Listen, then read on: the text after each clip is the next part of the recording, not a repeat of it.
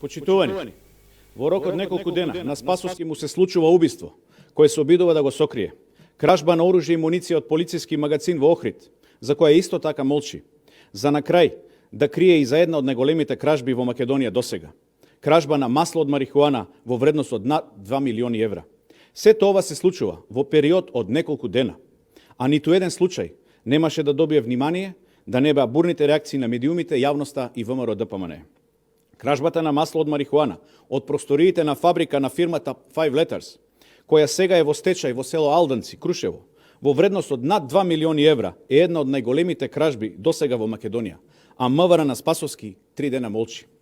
Украдени се 108 шишиња со масло од марихуана, од кои 93 се со количина од 1000 милилитри, додека 15 се со количина од 500 до 1000 милилитри.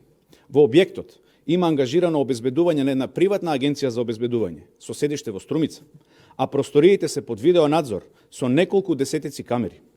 Дополнително, маслото се чувало во специјален сеф. Од тука се постава прашањето: што прави Спасовски 3 дена и зошто не ги прегледа камерите од објектот? Дали му се потребни 3 дена за да изгледа снимки од неколку часа? Дополнително се постава прашањето: што правело приватното обезбедување и зошто не е спречена кражбата? Посебно имајќи во предвид дека ова не е прва кражба во фабриката. Дали Спасовски свесно ја долговлекува истрагата и дали маслото од марихуана веќе ја напуштило државата? Кој е тој што профитира од нелегалната продажба на маслото од марихуана и дали Спасовски знае за истиот и молчи? Спасовски е или целосно неспособен, или во целосен договор со мафијата. И во едниот и во другиот случај е неизбежно. Спасовски треба да си поднесе оставка. Ви благодарам на вниманието.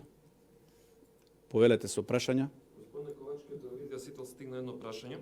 Бугарскиот претседател Румен Радов утрево повторно ја обвини Македонија дека шири антибугарска пропаганда, што според него значително ја оддалечува земјава од старт на преговорите со Европската унија. Ги обвини политичарите во земјава дека градат идентитет врз основа на фалсификуваната комунистичка историја, а не на историската вистина. Рече дека Ванчо Михајлов не бил фашист, туку човекот кој го спречил Хитлер да ја внесе Македонија во братоубиствена војна со Бугарија, обвинувајќи ја Југославија за фашизам. Ваш коментар? Па токму за ова предупредувавме дека таквите провокации, како што е промовирањето на фашизам од Бугарија, се со цел да се искористат како алиби за недобивање на датум за преговори.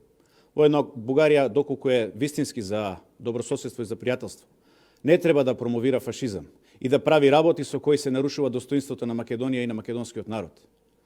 Но сето ова е како резултат на неспособноста на Социјалдемократскиот сојуз и ДУИ, со понижувањето кое го континуирано го нанесуваат на македонскиот народ и на македонската држава.